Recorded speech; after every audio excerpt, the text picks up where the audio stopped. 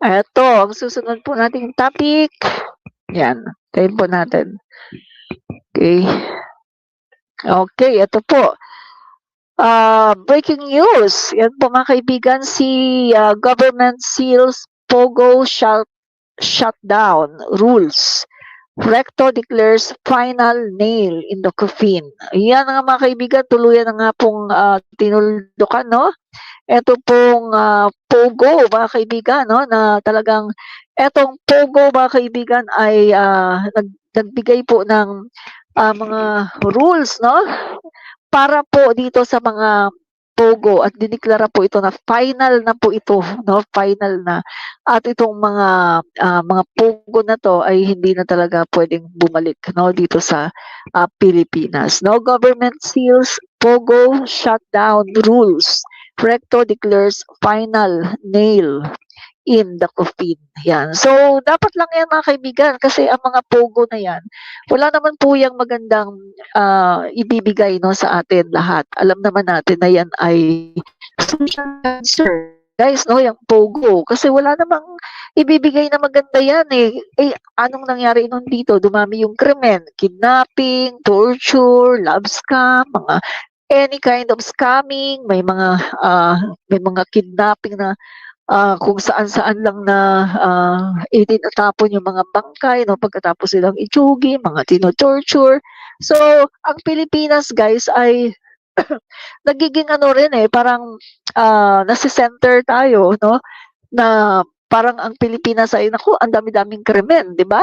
So, tapos, yung binabantayan dati yung paggalaw ng pera dito, no, mga money laundering, kasi nga dahil dyan sa pogo na yan.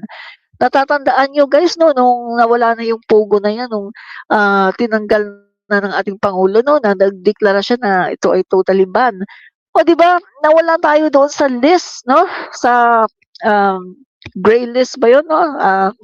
Correct me if I'm wrong, nawala tayo sa gray list, mga kaibigan, no, na hindi na tayo binabantayan, no, ng mga international organization pagdating po dito sa money laundering. Kasi wala na eh, wala nang pumapasok dito ng mga pera ng mga dirty money na ang lalaki, no? Hindi po katulad sa panahon ni dating Pangulong Duterte na ang lalaki po ng mga pera pumapasok po dito sa Pilipinas. At dahil po hawak ni dating Pangulong Duterte ang halos lahat ng ahensya ng gobyerno, ay kita mo mga kaibigan, AMLAC, walang masabi, no? Yung AMLAC sa panahon ni Duterte, mukhang walang masabi. Mukhang wala silang ano eh, wala silang say, no?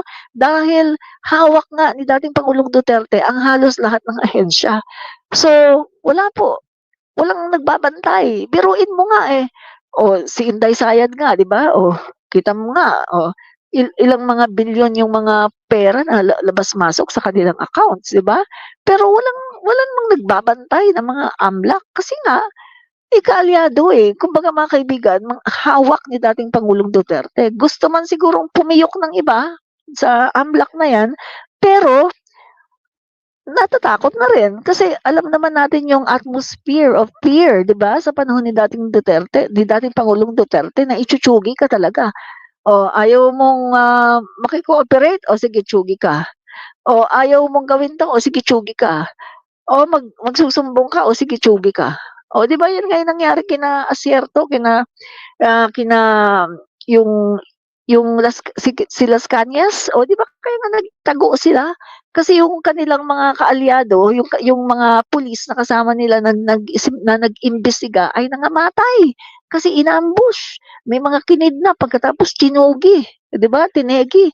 Kasi nga nag-imbestiga sila at nalaman nila sa investigasyon na ganito kasangkot yung itong mga kaalyado ni dating Pangulong Duterte.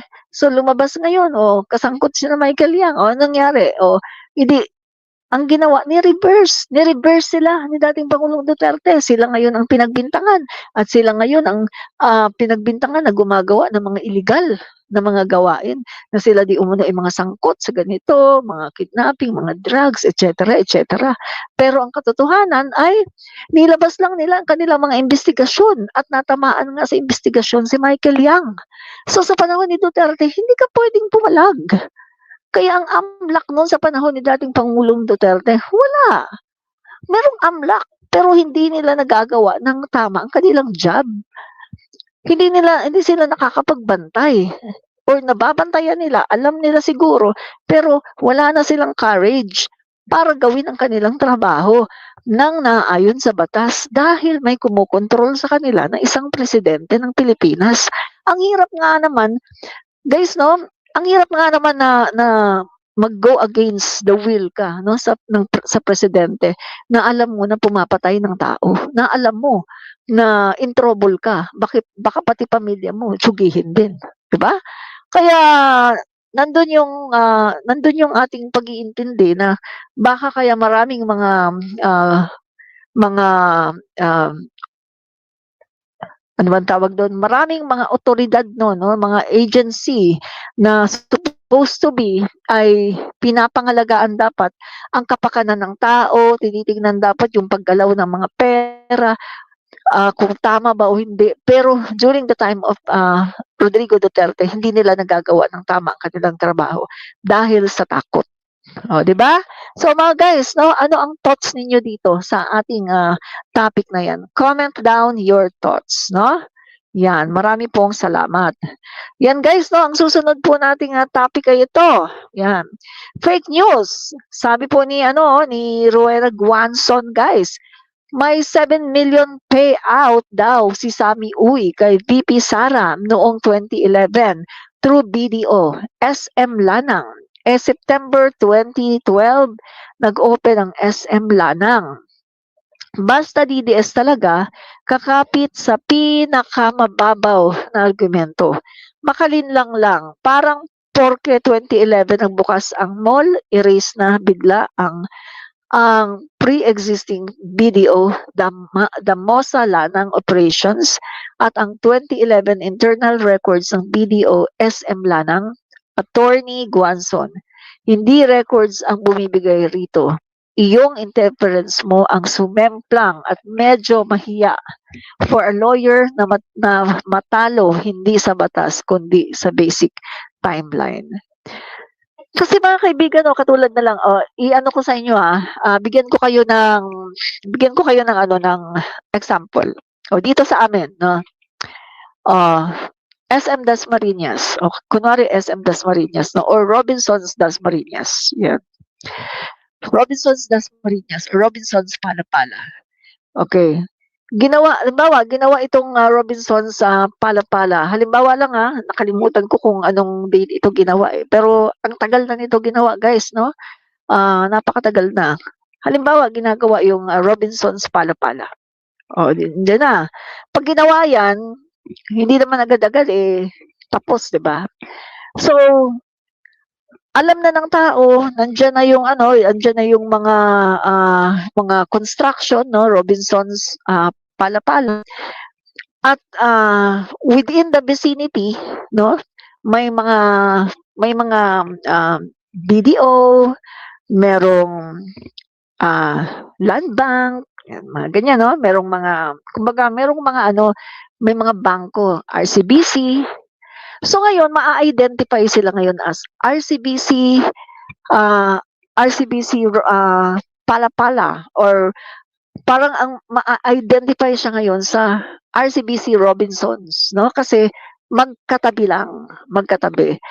So ang pinaka magiging landmark niya ngayon ay Robinsons. RCBC Robinsons Palapala. Pero gawa na ba yung Robinsons? Hindi pa.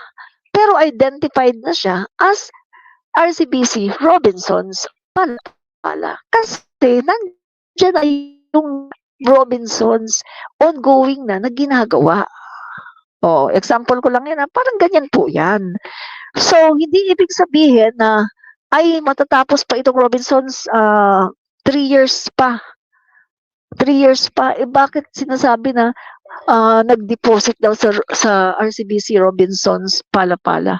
Ay, hindi pa natapos yung Robinsons 'di ba? May mga ganyan Pero kung titingnan mo mga kaibigan, yung RCBC na yan, in-identify siya sa Robinsons, RCBC Robinsons Palapala dahil doon sa lugar. 'Di ba? In-identify siya dahil sa lugar kasi katabi lang. Kasi 'yun yung pinaka-landmark, yung Robinsons. 'Pag sinabi mo kasing Robinsons, alam na kung saan yung RCBC na 'yun. Kasi maraming mga RCBC dito, may RCBC doon sa bandang Bayan, Dasmariñas din 'yun, may RCBC banda diyan sa may, Aguinaldo Highway, Dasmariñas din 'yun. Pero 'pag sinabi mong RCBC, Robinsons, Pala-Pala, alam mo na na yung katabi lang. Yung RCBC lang nakatabi lang ng Robinsons. O gano'n po 'yun. Sa madaling example gano'n po 'yun. So itong si Rowena Guanzon minsan po hindi ginagamit yung utak. Hindi naman porke hindi pa gawa yung SM Lanang, wala ng SM Lanang na na sinasabing BDO. Ay, hindi naman puwedeng gano'n 'yun 'no? Ay naku talaga naman. So, guys 'no, ganyan po ang mga DDS sa mga maliliit na detalye, sila po nagho-hold on, kini-question nila. Pero doon sa napakalalaking mga detalye 'no, na kitang-kita, nakatiwalian ni Sara Duterte, hindi sila makapag-reason out kung paano nangyari 'yun, 'di ba? Oh, 'yan po mga Duterte, mga utak talangka. Oh, ano masasabi niyo guys diyan sa ating topic na 'yan? 'Yan. Okay. Sabi ni Levi Capilador 1460, masyado lang na-demonize si Sentry ng mga Duterte. Correct ka diyan, na-demonize talaga siya ng mga Duterte, sinira talaga siya ng mga Duterte. Katulad ng ginawa ngayon, 'di ba? Katulad ng ginawa din nila kay dating Speaker Martin Romualdez, masyado nilang sinira, no? Umpisa pa lang sinira na nila kasi alam nila na may potential na maging presidente ng Pilipinas. Sa totoo lang guys, Speaker Martin Romualdez, magaling mag-speech. Kita mo, magaling makipag-usap. Magaling siya mag-handle ng tao. Guys, grabe mga kaibigan, pupunta siya sa ibang bansa, kumakausap siya ng mga investors doon, nagagawa niya. So, kaya nga ako mga kaibigan, sa tingin ko, ang gusto ko lang talaga na pumalit no kay PBBM, sa tingin ko na makakagawa ng trabaho si Speaker Martin Romualdez. Ang problema kasi ang aga niyang sinira. At mukhang hindi pa siya makakabangon sa 2028, no? Napakaaga niyang sinira ng mga Duterte. Pero hindi natin alam, God's will, kung anong mangyayari, kung malilinis niya ang kanyang pangalan, no? Kasi willing naman siya na mag-cooperate at linisin ang kanyang pangalan. Hindi natin alam kung anong mangyayari kapag destined talaga niya na maging Pangulo ng Pilipinas. Kahit ano pa maging hadlang, magiging Pangulo talaga siya ng Pilipinas. Tandaan niyo yan mga kaibigan, no? Hindi yung katulad kay Sara na sasabihin, "Ay, ako ay itinalaga ng Diyos para maging Pangulo ng Pilipinas." Hello, ikaw ang nagsabi niyan. Dapat 'di ba ang nagsasabi niyan ang Diyos? Dapat 'di ba ang nagpaparamdam niyan ay ang Diyos, hindi yung ikaw mismo ang nagsasabi na tinalaga ka ng Diyos. Hello, ano ka, kulto ka talaga 'no? Kapal ng mukha mo, 'no? So mga kaibigan, ang susunod po nating topic ay, yan, medyo binilisan na natin guys at Ah, sa sobrang kanina yung init na init ako parang pakiramdam ko ang kati na ng katawan ko. Parang gusto ko ng, pumunta ng banyo at maligo. Kasi guys, nag-exercise ako kaya ganito suot ko 'no, nag-exercise ako. Sabi ko, mag-Biskaya muna ako kaso talaga sobrang init 'no, tapos bigla naman nag-brown out. So hindi na ako nagbihis 'no, sabi ko, maliligo naman ako, 'no. So ayan guys, ako'y nag-live ngayon katatapos ko lang po mag-exercise 'no, kaya ganito yung aking suot, 'yan. So 'yan mga kaibigan 'no, eto ang susunod nating topic. Ang sabi po ni Vice President Sara Duterte, kapag ang bilyon-bilyong inilaan para sa flood control ay ninakaw o sinasayang, ay naku kayo naman ang nagnakaw 'no. Hindi lang natin binigo ang kalikasan, pinagkanulo natin ang ating sariling mamamayan. Ang korupsyon ng ating climate infrastructure ay isang tuwirang banta sa ating national security. Vice President Sara Duterte, Earth Day Message, April 22, 2016. So ikaw naman yung nagnakaw Kayo naman yung nagnakaw. Pagkatapos ang ginagawa nyo ay idinidiin nyo ang ibang tao. So tama ka sa sinasabi mo, Sara Duterte. Sana gawin mo muna bago ka magsalita, no? So, ganyan po si Sara Duterte. Mahilig po siyang minsan mag-preach, magsabi sa mga bata, "O, maging mabuting tao kayo, huwag kayong gumawa ng masama, magkaroon kayo ng magandang asal." Pero siya grabe, no? So, hindi po niya ginagawa ang kanyang mga sinasabi. Yan po Duterte style. Mahilig lang po silang mag-preach, magsabi ng magaganda, no? Kunwari, magkunwarian ng mabuting tao, pero yung ginagawa nila, mga kaibigan, ay hindi po nagtutugma sa kanilang mga salita, 'di ba? Hindi nagtutugma sa salita nila 'di ba? Ang salita nila minsan ginagandahan nila, "Oh, maging mabuting tao, oh magpatawad." Tapos biglang, "PI kayo." Oh, 'di ba? So ano 'yun? Biglang, bakit 'pag binati ko ba siya ngayong Pasko magbabago ba ugali niya? Oh, ano 'yun, 'di ba? So, 'yan po, tatak Duterte mga kaibigan 'no, yung kanilang narcissistic personality ay talagang hindi po maihiwalay sa kanila 'no, yung kanilang pagiging kayabangan, napakayabang po nila at tingin nila sa sarili nila ay above the law, 'no? So, 'yan po si Sara Duterte, mga kaibigan.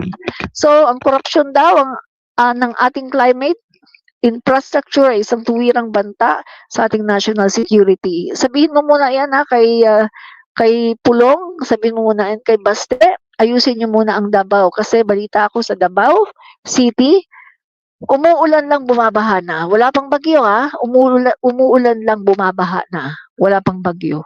So ayusin niyo muna yung Davao City bago kayo magsalita ng ganyan, okay?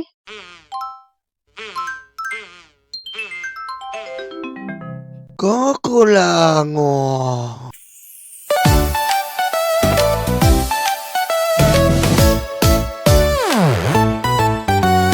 Tanggap, tanggap, luga, luga, DDS, DDS. Tatay niyo ay karton, tatay niyo ay karton. Duterte, Duterte. Tanggap, tanggap, luga, luga, DDS, DDS.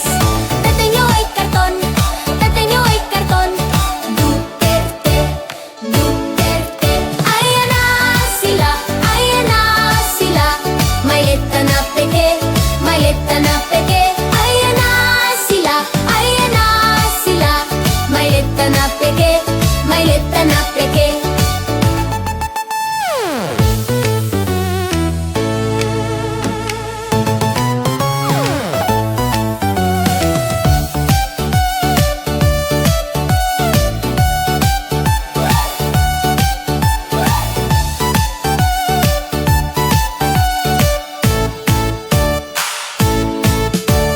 Tangga, tangga, luga, luga, DDS, DDS.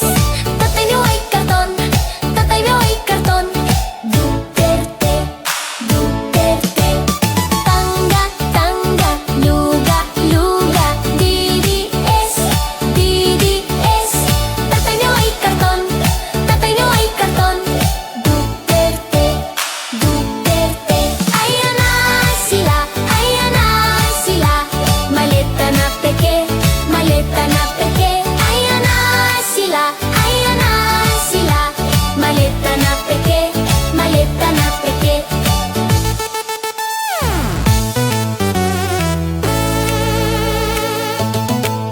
Sara nababali na siya. Sara nababali na siya. Digong masusunog na siya. Digong masusunog na sa. Tangga, tangga, luga, luga, DDS, DDS. Tatay niyo ay karton, tatay niyo ay karton. Duterte, Duterte. Puro fake news ang DDS. Puro fake news ang DDS. Mga troll farm, mga